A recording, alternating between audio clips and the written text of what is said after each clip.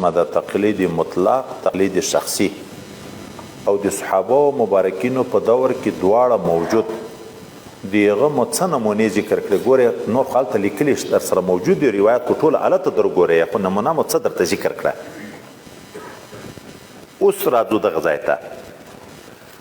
چې دغه تقلید کې دواړه قسمه چې مطلق او مقید دي تر 4مې صدۍ پورې دواړه روان وو. صرف د صحابه مبارکینو په دور کې نه، تر 4مې صدۍ پورې تقریبا دواړه روان وو. د هغه نه بعد علماو فتوا وکړه په وجوب د تقلید شخصي باندې چې د یو عالم مشخص په تقلید کې دا ازادي نشته چې نن د یو عالم په فتوا، نن د بل عالم په فتوا، دا نشته. اوس تقلید شخصي واجب ده چې د یو امام په ټولو مسائلو کې تقلید کوي. اوس نو دلته یوه پوښتنه دا ده چې ولې داسې وشوه چې مخکې دواړه سلسلې را روانې وې، تقلید مطلق او تقلید شخصي. د علماو دا فیصله ولې وکړه چې اوس تقلید شخصي واجب ده، چې حنفي المسلک به ټول وخت د امام سي په مسلک عمل کوي، شافعي المسلک د امام شافعي، حنبلي المسلک د امام احمد، مالکي المسلک د امام مالک، بدلیږي را بدلیږي بنه. ولې دا فیصله وکړه؟ وای ځکه قرآن عظیم شان ته چې وګورو، کوم انسان چې د خپل نفسي خواهشاتو اتباع کوي د دغه ډیر ملزمات ذکر شوی ده. ولې؟ ګناه دوه قسمه ده. یو سړی ګناه وکړي خو ګناه بولي، طبعا یو وخت کې به خدای زړه ته توفیق زړه ته ډار واچي، توفیق به د توبې ورکړي، توبه به تر وباسي. خو یو سړی ګناه کوي، ګناه یې نه بولي، هغه بیا توبه باسي خو مصر علی المعصیت ګرځي. اوس نو مخکې د خیر القرون زمانه کې تقوا ډیره وه، احتیاط ډیر وه، اتباع النفس و هوا کم و، دا نه وه. رښتیا په حق څه ګرځېده، رښتیا علماو د حق فتواوې ورکولې. نو مشکل نه و چې په کوم عالم، لکه موږ یو خلیفه مبارک یو عجب خبر یو وخت وکړه، وایي موږ دا ځوانه طبقه ملایان دا د اوس وخت چې په سیاست او په انګلیس او په تقریرو ښه پوهېږو، په لیکو ښه پوهېږو، کله په خپلو اسلافو دا د موږ د وطن هغه سپینګیري علماو او مشایخو باندې ردونه وکړو. افغانستان سپینګیري علماو خدمت نه ده کړی، پیرانو خدمت نه ده کړی، نه یې څه لیکل پاتې دي، نه یې څه دا کړي دي، نه یې څه دا کړي. دا اکثره ملګري په ذهن کې وي که نه وي؟ وایي یو دومره خدمت کړی و چې د بدخشان را روان شوی وای تر ننګرهار او تر کندهار او تر هرات او تر هر ځای رسېدی چې په کوم جومات کې په کوم عالم سې درېدی، تا ته په زړه کې دا شبهه پیدا کېده چې دا به مبتدع وي، لمونځ به نه یې پسې روه. ټول ملت یې په یو مذهب کې را ساتلی و.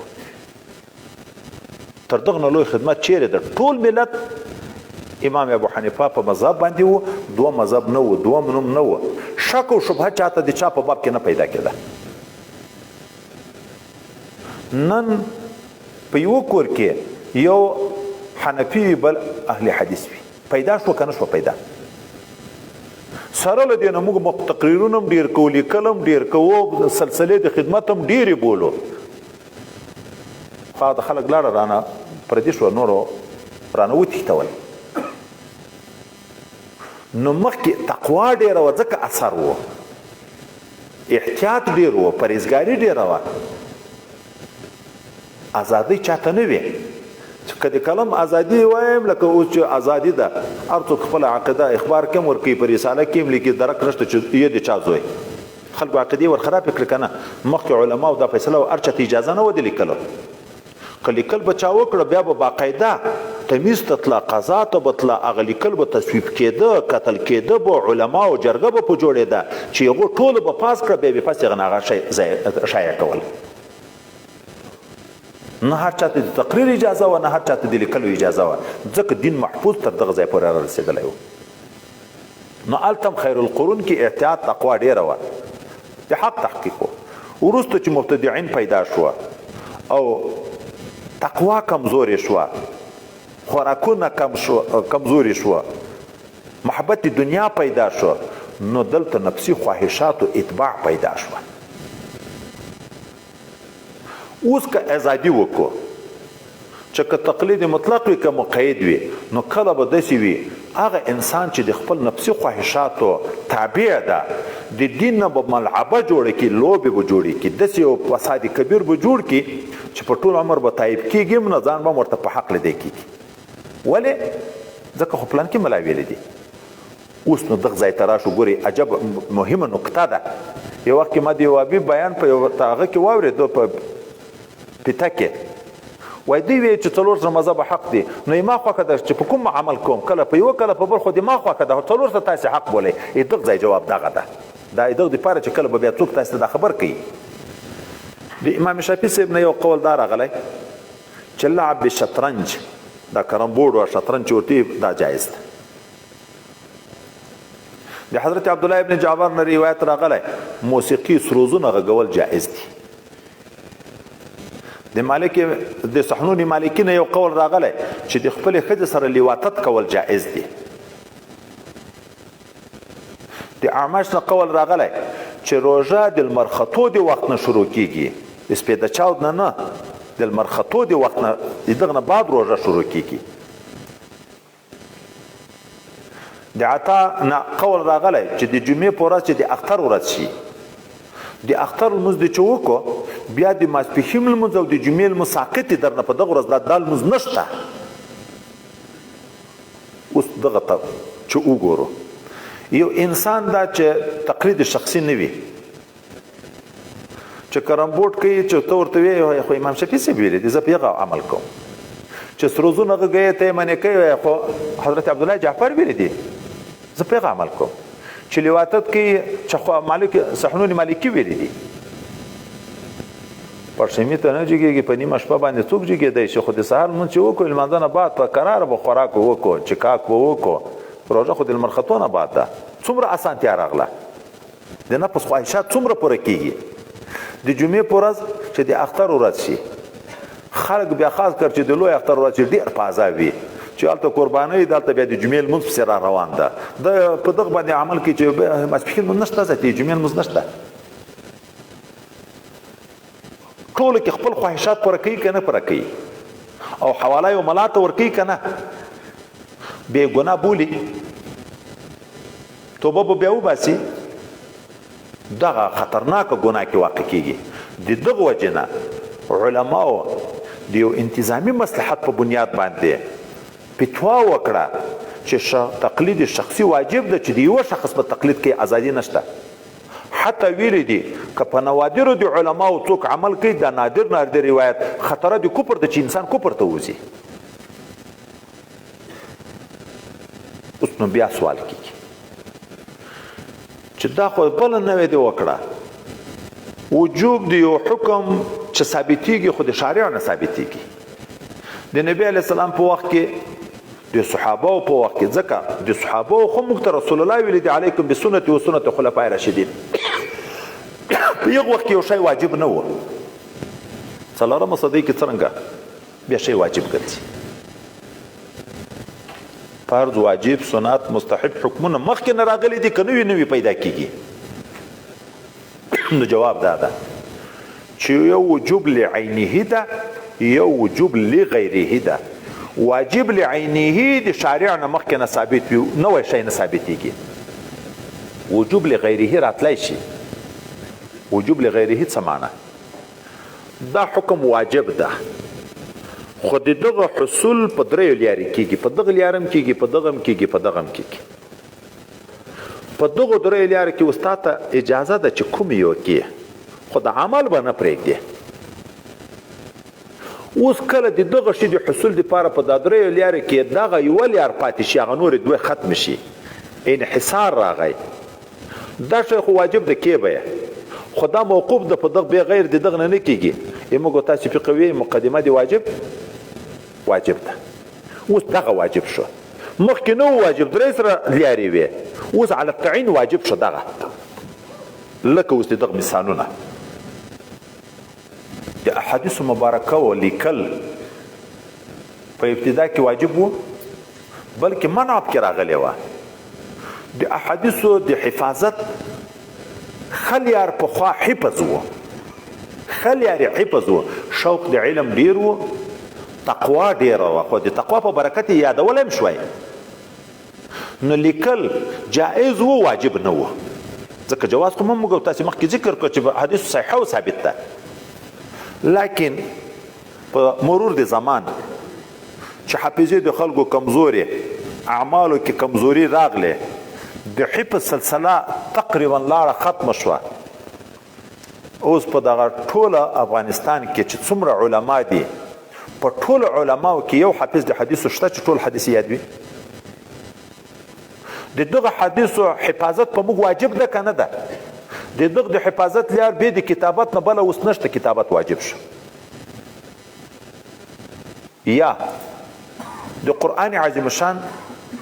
د صحیح ویلو حکم د په موږ واجب ده چې قرآن به په صحیح اعراب په صحیح طریقه باندې ویایو خو مخکې خلک اهل سلیقه و د عربیت ماهر و ذوقا خپله د عربي فصیحه وه قرآن عظیم شان په صحیح طریقه باندې ویلی په هغه وخت کې نحوه وه صرف و چې وروسته قومونه راغله مدینې منورې ته عرب و عجم ټول سره ګډ شوه عربیت فصیحه کمزوری شو ښاریو باندې اکثره غلبه د نورو خلکو راغله اعراب خطا شروع شو ان الله بریء من المشرکین ورسوله دک ورسوله ظاهره خو مشرکین ته نږدې ذکر ده چا قرائت کې دا چې ویلي ان الله بریء من المشرکین ورسوله یو چا چې واورېده وایي چې الله د رسول نه بیزاره ده زم بیزاره یم کفر شو که نه شو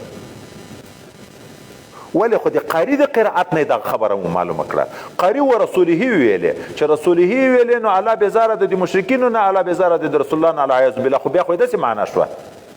ځکه علما نحو ته مجبوره شوه چې قواعد وضع کړه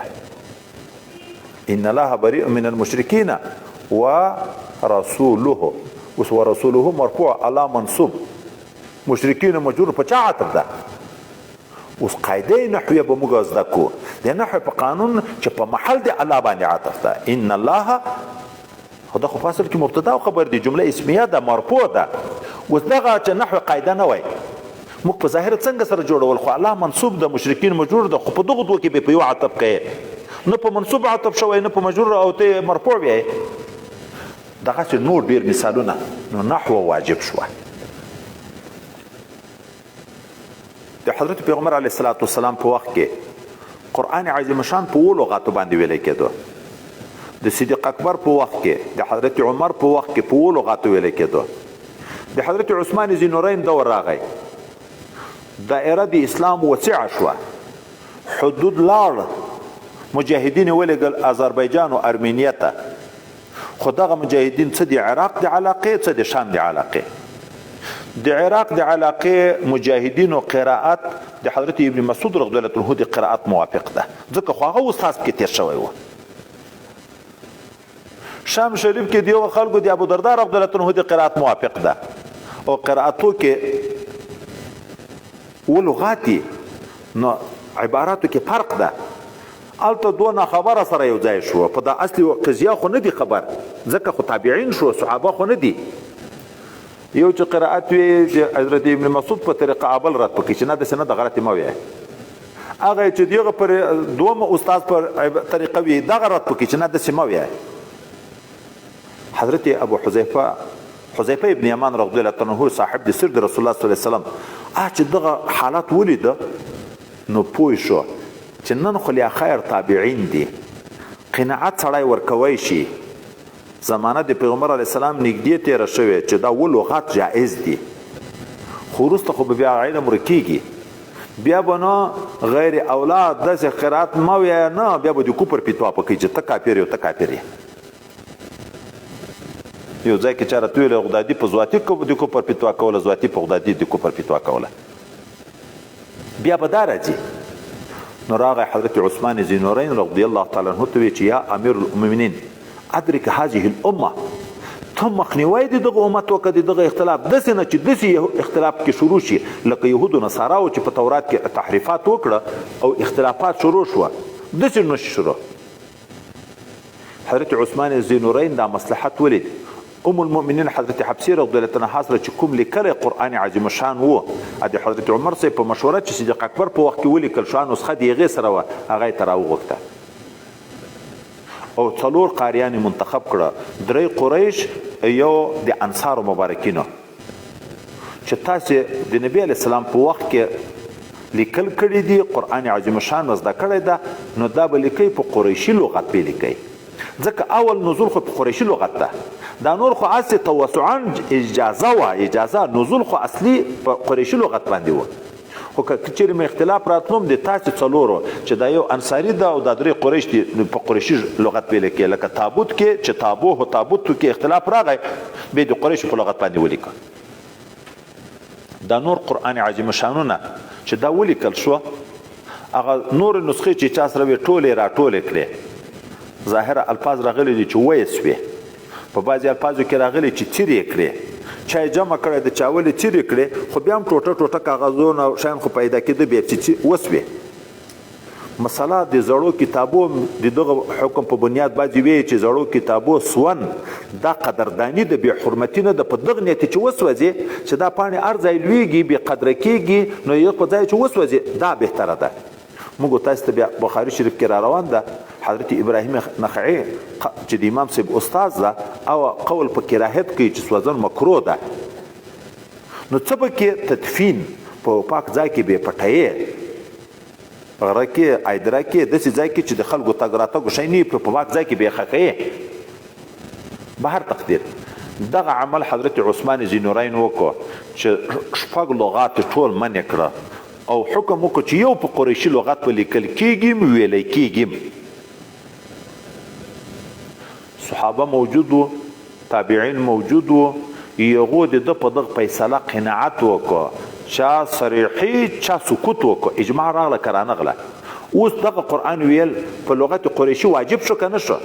که په بل لغت په لمانځه کې ویل لمونځ په فاسدېږي دا د حضرت نبی علیه السلام په وخت کې و دا وجوب وروسته راغی که رانغی نو د یو خاص مصلحت په بنیاد وجوب لغیره راتلی شي ځکه په د وروسته طبقاتو کې فتوا په دې وشوه چې تقلید شخصي واجب ده دریمه پوښتنه ښه چې تقلید شخصي واجب شو بیا د دې 4 مذهبو تعین ولې ده خو مذهبو علما خو په هغه وخت کې تقریبا 100 ته رسېدلي دي سفیان ثوری هم د یو مذهب چښتن و امام اوزاعي د یو مذهب چښتن و د حضرت امام بخاري په احوالو کې موږ تاسې په 5 قولو کې اول قول دا نه ویل چې مجتهد و خو هغه مجتهد و داسې مجتهدین تقریبا 100 ته رسېدلي اوس دا د 4 تخصیص ولې شوی ده موږ په دنیا کې 4 مذهب منو 4 مذهب بیانوو نور مذهبونه نشته ولې نشته خو دا د دغو تعین بیا ولې شوی نو د دغه دپاره خبره خو اوږده دا کتاب چې درو ګورئ زه به 2 قوله د 2 علماو د حافظ ابن تیمیه او د شاه ولی الله رحمه الله دا دوره نقل کړم ائمه کرام او دا نور ائمه کرام لکه سفیان ثوری او امام اوزاعي چې دا ټول دا مړه دي که ژوندي اوس تقلید موږ د چا کوو د مړیو دا تقلید د مړي چې کېږي په دغه کې اختلاف ده چې د مړي تقلید جائز ده که نه چې قول په جواز ده چې جائز ده هغه مشروط ده ابن تیمیه وایي چې په دغه د علماو اتفاق ده چې د مړي پسې تقلید هلته کېږي چې د مړي د اقوالو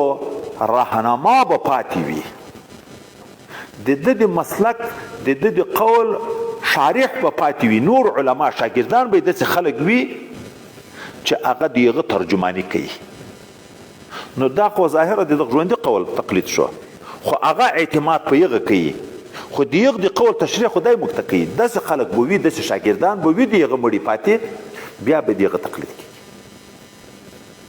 شاه ولی الله رحمه الله دوه شیان ذکر کوي. هغه وایي چې د مړي تقلید هلته کېږي چې یو د ده اقوال په مدونه شکل پاتې وي، تدوین تصنیفي شکل لیکل شوي پاتې وي، د ده خپل اقوال مدون پاتې وي. دوم د ده اقوال مخدوم وي، خادمان پاتې وي، لکه ابن تیمیه چې وي د هغه د مسلک داسې ماهرین به پاتې وي چې د هغه مجتهد د مزاج نه خبر وي. اوس مجتهد خبره کړې د عام مراد ده تر نه خاص، حکم په یو خاص پر باندې بنا ده. د ده به داسې یو شاګرد پاتې وي چې هغه به دغه حکم معلوموي چې د دغه عام نه دا خاص مراد ده.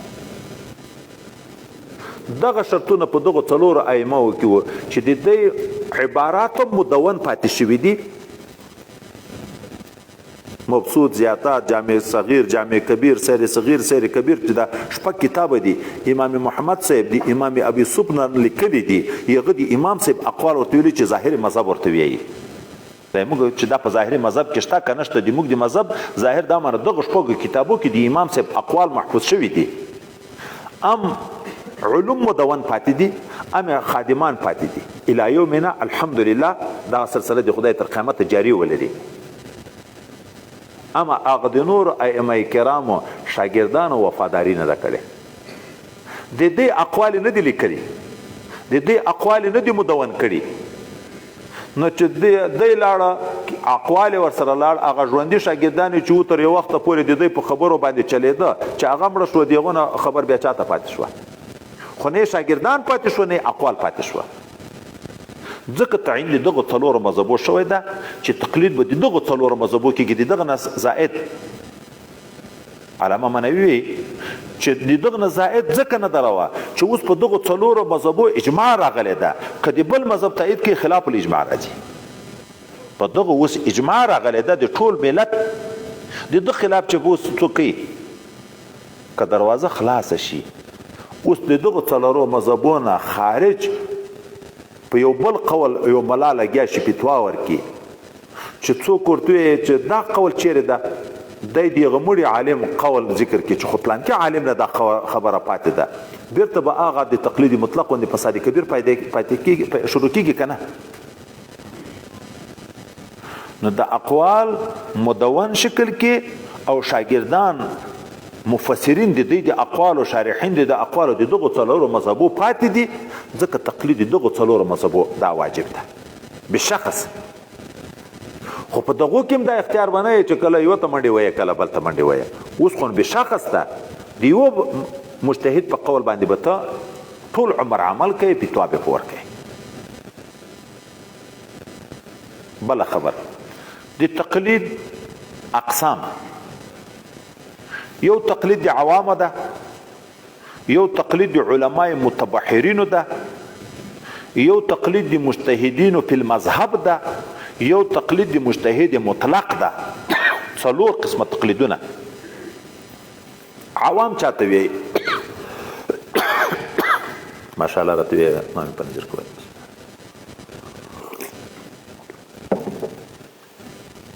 عوام چاته وی درې طبقو ته عوام یې په اصطلاح د علماو. چا نه عربي زده ده نه یې علم کړی. دوم عربي ژبه خو زده ده، په عربو کې وخت تېر کړی، دلته عربي معهدونه ویلی دي، خو د مدرسو سبق کې نه ده ویلی، علم یې نه ده کړی. دریم موجوده علما د موږ تاسې د مدرسو چې رسمي عالم ورته ویلی کېږي خو استحضار د مسائلو نه لري، تبحر په العلم نه لري، چې د بالفعل موږ نه د باندې ووځو د مانه چې شیخ څوک راته وي د باندې څوک پوښتنه راته وکړي، استحضار د مسئلې نشته چې زه بیا یو کتاب ونه ګورم شی ونه ګورم فتوا نشم ورکولی.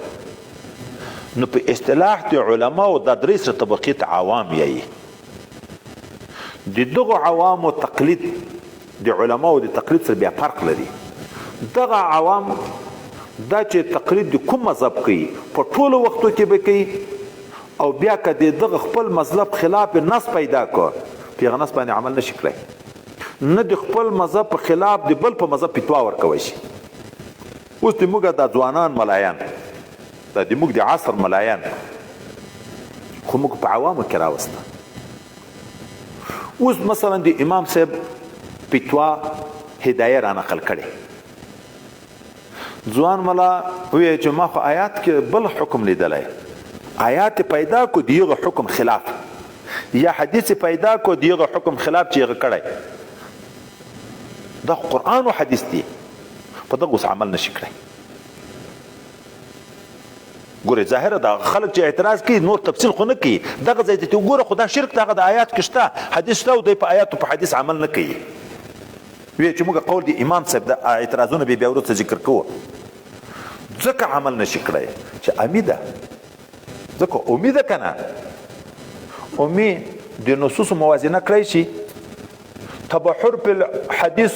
او په النص لري معلومات شته ورته بل نص معلوم ده ورته د دغه نص شان ورود ورته معلوم ده د دغه په مستاق پیږي اوس مثلا موږ مذهب ده چې په قبله المانځه کې استقبال د قبلې فرض ده شرط د صحت المانځه لپاره کنه خو فرض ده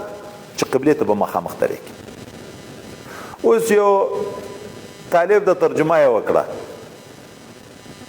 په نورو وختو کې خو لا دومره نور مباحث نه یو ترجمه یې وکړه په ترجمه کې آیات مبارکه اينما تولوا فثم وجه الله قل لله المشرق والمغرب اينما تولوا فثم وجه الله د آیات مبارکه د ظاهر نه تعین د قبله راځي شرق او غرب ټول دی اعلی دي چې په کوم طرف مخ ګرځي ته خدای د رضا لپاره د اعلی قبلي اوس نو مولوی صاحب چې آیات ولې د فتوا ورکي طالب د فتوا ورکي چې استقبال د قبله چا ویل چې شرط هغه د قران خدا وی اوس عمل په دغه قران دغه آیات باندې جائز ده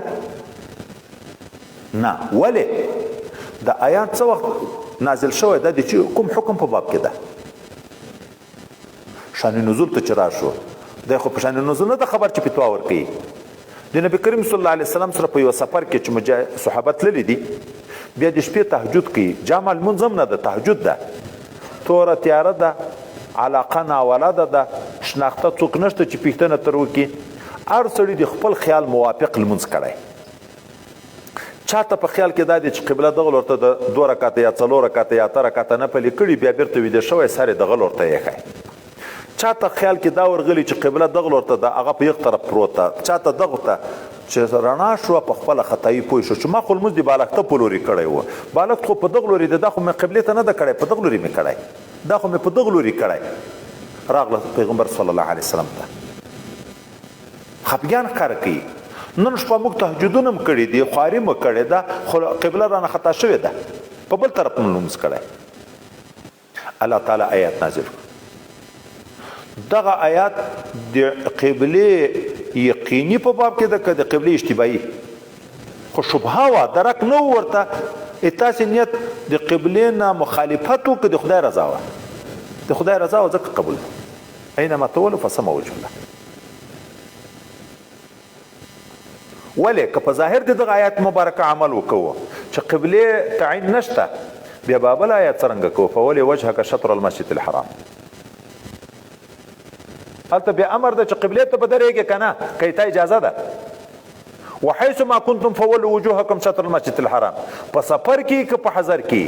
مخ به د قبلې په لورې ګرځئ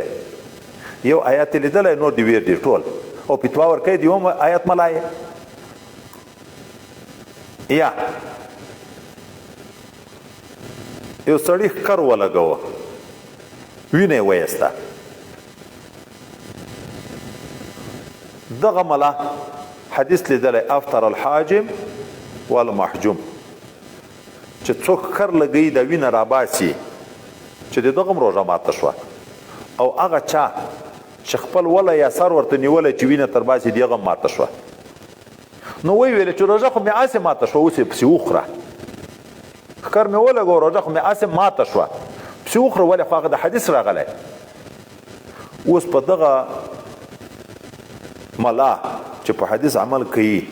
او روژه پسې ماتوي قصدن پس له دې نه شروع روژه و نیت شوی و کفاره شته که نه او کفاره شته کفاره شته په کفاره دی داسې نشي ویلی چې خو ما عمل په حدیث وکړو ولې د دغه حدیث مبارک په شان ورود خبر ده په معنا خبر ده د خو یا دا معنا ده چې چې قریب د شی لره حکم د شی وي دغه څوک چې ښکر لګوي وینه په خوله راکش کوي کله وینه تر تیره شي بیا روژه ماتیږي که نه هغه سړی چې ښکر لګوي کله وینه د بدن نه ډیره لاړه شي ذوب راشي بیا به روژه ماتوالي ته مجبور وي که به نه نو نبی علیه السلام د احتیاط درس ورکوي په روژه کې ښکر مه لګوئ داسې نه چې یا د وینې راکش کوونکي روژه ماته شي یا د هغه خو دا معنا کړې ده دا نه معنی چې ماته شوه او یا دوم جواب حضرت پیغمبر علیه السلام تیریږي موږ تاسې په ژبه به ووایو د هغه وخت خو تعبیر سړی نشو کولی ځکه صحابه و نایي خو نشو ورته ویلی دا سړی چې لګیا د دغه وینه باسي دواړه د دریم سړي په غیبت سره لګیا دي پیغمبر علیه السلام معهود د الفلام لپاره دی نا افطر الحاجم والمحجوم روژه یې ماته کړه حلال خوراک یې پرېښی حرامه غوښه یې وخوړه غیبت د مسلمان مړ ورور غوښه خوړلو تعبیر الله تعالی کړی ده که نه ده کړی نو تشدیدن او تغلیظن حلال نه خوري د هغه نه خوله نیولې او په غیبت لګیا دی غیبت خو لکه د حرام د مړه انسان غوښې خوړل داسې دي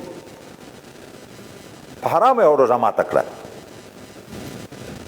اوس نو په هغه نه ده خبر فتوا ورکوي چې روژه ماته او که چا ښکر ولګوه بل ملا ته لاړ د ملا نه یې مسله وغوښته ملا فتوا ورکړه چې اوس یې ماته که بیا یې کفاره تر ساقطه ده ځکه تقلید یې وکړه هغه خو ګناه په مفتي ده په ده باندې بیا نه ده نو نه په نس دی عمل کوی شي ځکه ما درته مخکې ورځې ویلې چې موږ تاسې به ګورې ځانه مفتیان نه جوړو د آیاتو د حدیث نه فتواوې نه شو ورکولی دا د مجتهدینو کار ده او نه د خپل مذهب په خلاف باندې بل مذهب باندې فتوا ورکوی شي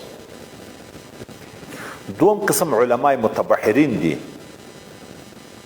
علمای متبحرین هغه ته وایي چې د اجتهاد مقام ته خو نه یې رسېدلې لیکن ملکه د استحضار لري مسائل دومره کتلی دي لکه یاد قواعد د علم ورته یاد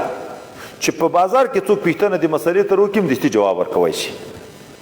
اوس دغه عالم هم چې د اجتهاد مقام ته نه ده رسېدلی دی خو به تقلید یو مجتهد کوي خو د ده د تقلید او د هغه اولو درې طبقو د عوامو د تقلید فرق ده په یو څو شیانو کې یو که دغه عالم متبحر د خپل مقتدا د فتوا په خلاف آیات یا حدیث پیدا کړ عوامو ته هغه رسمي ملایانو مروجو ملایانو ته خو نه ده روا چې په آیات حدیث عمل کوي او قول د مجتهد پرېږدي خو ده یو حکم آیات پیدا کړ یا حدیث تحقیق ډیر وکړو بل نس نشو چې دغه معارض وي لکه اینما تولوا فثم وجه الله خو معارض هلته بل آیات پیدا شو فولو وجوهکم شطر المسجد الحرام بل نس نشو پیدا اوس د ده زړه شرح صدر نه کوي په قول د خپل مجتهد باندې نو دغه وخت کې دی بیا عمل په هغه نس باندې کړی شي لکه اوس د مزارعت مسله موږ تاسو ته دوم طرف مسلم شریف کې بیا را روان ده ظاهره ډیر نصوص دي چې نبی علیه السلام د بزګرۍ د زمیندارۍ په کار کې ممانعت کړی ده چې په نیمه یا په دریمه ورکوي مځکه د یوه یې کري بل په دریمه یا په نیمه الفاظ مطلق راغلي دي په حدیث کې اما د صحابه د دور نه تر ننه پورې د مزارعت سلسله د موږ په مسلمانانو کې جاری دي که نه دي جاري ولې موږ د مسلک هغه علماو چې مخکیني متبحرین علماو داسې نصوص پیدا کړي دي چې د امام صاحب ظاهره مسلک خو دا ده چې مزارعت د هم فتوا په دغه د حدیث په رڼا کې چې ناجایز ده خو دوی د هغه په مسلک عمل نه کوي د صاحبینو په قول چې هغه جایز بولي په هغه عمل کوي فتوا په دغه ده ولې داسې نصوص پیدا دي چې د هغو نه د جواز حکم معلومیږي حضرت پیغمبر علیه الصلاة والسلام چې خیبر فتح شو د خیبر د فتح نه بعد دغه مځکه یې تقسیم کړه 18 حصې بیا 18 حصې مشترکې د مشترکو ضروریاتو دپاره پرېښوې دا نورې 18 حصې تقسیم کړې په مجاهدینو سلو نفرو ته یوه حصه ورکوله یهود یې شړل د خیبر نه یهود ورته پیشنهاد وکړو موږ مه شړئ د زمیندارۍ او باغوانۍ په کار موږ ښه پوهېږو تر تاسې موږ به تاسې دهقانان شو بزګران به شو په نیمې به یې درته کرو نیم به دې تا وي نیم به دې تا موږ نبي کریم صلی الله علیه وسلم پرېښوه مزارعت شو که نه اوس هغه څوک چې مزارعت ناجایز بولي لکه ظاهره د امام صاحب قول چې ده د بعضې نورو ائمهو قول چې ده هغه جواب کوي چې دا خو خراج المقاسمت و مزارعت نه لیکن بیرته علما جواب کوي چې نه دا خراج المقاسمت نه ده خراج المقاسمت دغه ته وایي چې د کفارو ځکه لاندې شي تقسیم نه کې مجاهدین په خپل منځ کې په ملک د کافر کې وي خو جزیه په د خراج المقاسمت هغه جزیه داسې په مقرره کې چې مثلا د مځکې نیمایي به موږ ته راکوي یا درېیمه به موږ ته راکوي د خیبر مځکه تقسیم شوه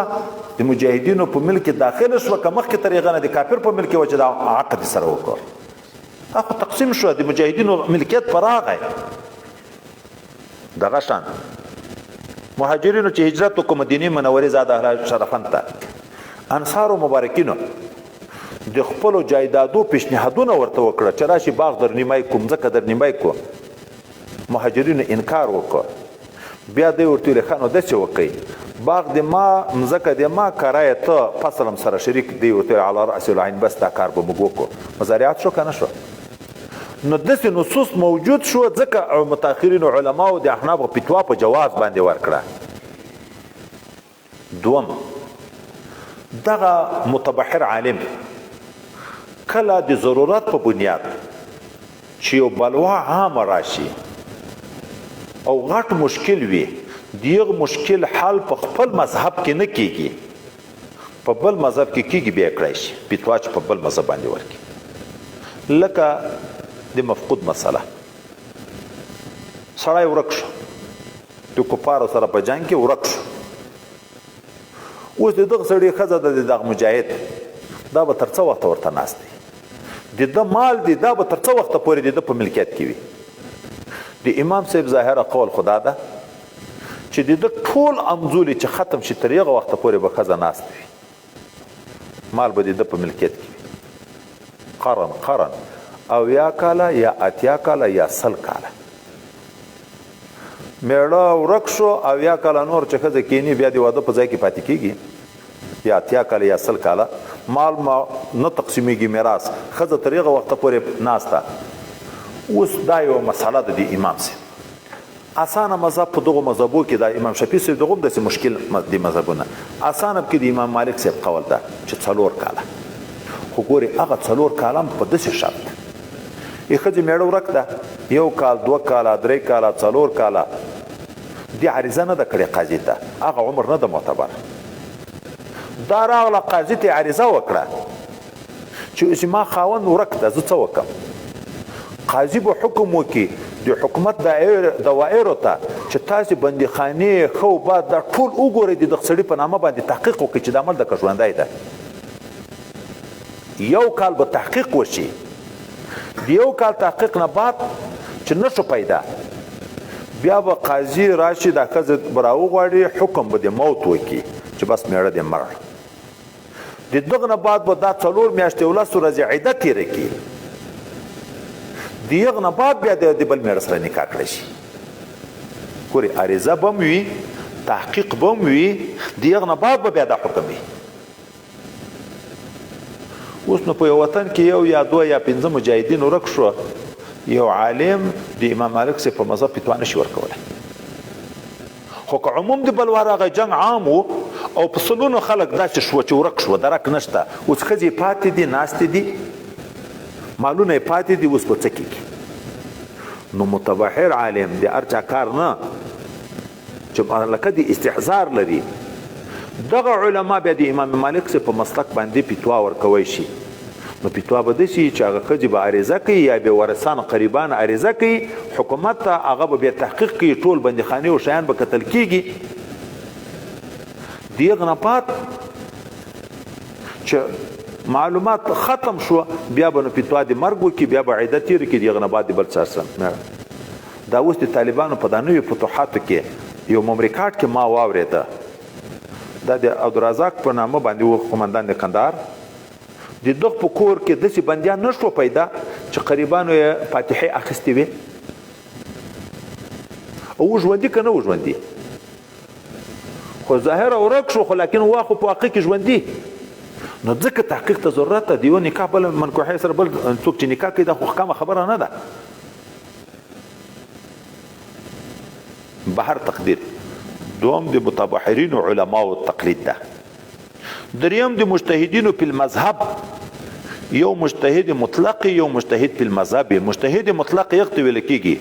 چې په وضع د قوانینو د قواعد قدرت لري او مجتهد په المذهب یغت ویل کیږي قاعده خو نشي جوړولای خو د قاعدو نه بیا مسائل معلوموي شي د قاعدو نه بیا معلوموي شي خپل قاعده نشي یې امام ابي صف ده امام محمد ده امام زوفر ده او حسن ابن زیاد ده د امام صاحب شاګردان دي اصول امام صاحب وضع کړی دي خو په بعض مسایلو کې موږ وینو چې د دې فتوا د امام صاحب نه خلاف شته که نشته مجتهد دی خو په مذهب کې دی نه مجتهد مطلق نه په اصول کې مخالفت نشي کړای خو په جزئیاتو کې کله د ده نظر کله د ده نظر د امام صاحب تر نظر نه دته حق ولیدی شي په خپل مذهب باندې یغه په خلاف باندې فتوا ورکړي حتی کله د امام صاحب رجوع بیرته ثابته ده دی ته کنه ده ثابته یو مجتهد مطلق ده د ده تقلید مجتهد هم ده او مقلد هم ده دا به څنګه راځي دا وایي هغه صورت کې چې کوم مجتهد مطلق ده لکه اوس مثلا امام صاحب یو حکم پیښ شو د دغه حکم دپاره نص نشته او د اجتهاد هم نه ده کړی اوس په دغه مسله کې به بیا دی څه کوي چې نه اجتهاد شته پکې نه نص شته پکې نو دی به بیا د مخکې مشرانو اقوال ګوري چې په اکثرو مسایلو کې دی د ابراهیم نخعي په قول فتوا ورکړي نو په داسې مسایلو کې چې دته خپل هم اجتهاد نشته او نص هم نشته خو د ده نه مخکې علماو یو قول پکې کړی نو دی په دغه کې مقلد شو د هغه د ابراهیم نخعي په قول باندې دغسې امام شافعي صاحب دی یو چا د امام مالک صاحب دی یو چا ائمه مثالونه هلته په کتاب کې درته ذکر دي نو بیا هلته په داسې مسایلو کې به دی هم تقلید کوي پس له دې نه چې د تقلید طبقات مو وپېژنده او تقلید حکم د شخصي مو وپېژنده تقلید اقسام مطلق و مقید او دا مو وپېژنده د تقلید ثبوت د آیات او د حدیث نه دا مو وپېژنده پرونی سبقو کې نو اوس آخري خبره دا پکې کوو معاندین هغه څوک چې تقلید نه مني څه اعتراضات کوي د خلکو د خطا کولو دپاره څه دلایل بیانوي اوس د هغو نه لنډ لنډ جواب وکړو یو دوی وایي چې تقلید باطل ده شرک ده ولې آیات مبارکه ده وإذا قيل لهم اتبعوا تعالوا إلى ما أنزل الله وإذا قيل لهم تعالوا إلى ما أنزل الله قالوا بل نتبع ما وجدنا آباءنا أو لو كان آباؤهم لا يعقلون شيئا ولا يهتدون دا د چا په باب کې ده مشرکینو په باب کې چې مشرک ته وایي چې راشي د خدای پاک کلام ته دی وایي نه ګورې العیاذ بالله نه د خدای پاک آیات نه منم ما پلارو نیکه چې څه کړه زه هغه دوی اوس هغه د مشرکینو آیات په مقلدینو باندې چې مقلد ته ووایي چې راشه آیات او حدیث ته دی وایي چې نه زه د امام صاحب په قول باندې عمل کوم اوس موږ که اوله ورځ د تقلید معنا په یاد وي موږ چې د امام صاحب قول ته رجوع کوو د آیات په مقابل کې که د آیات په تشریح کې موږ خو د آیات په تشریح کې رجوع ورته کوو چې د الله په معنا باندې موږ نه پیږو د آیات ترجمه راته کړې د آیات خلاف فتوا ورکړې که د آیات ترجمه یې راته کړې موږ خو د ده په ترجمه باندې اعتماد کوو او یغو خو به ویل نه آیات نه منو د آیات مقابل کې یو حکم کوو دوم که یغه آیات مخته تلاړ شو رب کریم د خپلو پلارو اتباع د دی چې رد کړې ده څه یې ویلي دي اولو کان آباؤهم لا يعقلون شيئا ولا يهتدون د جاهلو تقلید کوي عقل نه لري پلیار نه دی برابر د یغو تقلید کوي موږ تر ځان د عالم تقلید کوو که تر ځان د جاهل مخکې ثابته کړه چې تر موږ نه سلف صالحین علمیت زیات و تقوی زیاته و دیانت زیات و حافظې مضبوطې وي او د امام صاحب مناقب و حالات مو څو ورځې وویلې خو دا یوه جمعه کېږي په دغه سبق لګیا یو موږ خو د داسې عالم تقلید کوو چې د هغه مو هر اړخ سنجولی تقوا یې تر موږ زیاته ده حفظ یې تر موږ زیاته علم یې تر موږ زیاته عمل یې تر موږ زیاته په هر لحاظ تر موږ فوق دی د داسې عالم تقلید کوو د جاهل خو نه کوو آیات کې خدای ویلي دی داسې پلرو تقلید کوي چې عقل نه لري کله دی دا وایي چې تقلید باطل ده ولې آیات مبارکه چې موږ به نه نیسو ان لا تتخذ بعضنا ان لا يتخذ بعضنا بعضا اربابا من دون الله بعضې به په خلاف د بعضو انسانان به خدایان بغیر د الله نه نیسو چې د الله نه خلاف په بل باندې حکم باندې عمل کوي خدا خو د خدای په مقابل کې بل شارع و خدغه خدای شو لکه عدی بن حاتم چې راغی حضرت پیغمبر علیه السلام ته چې ایمان راوړ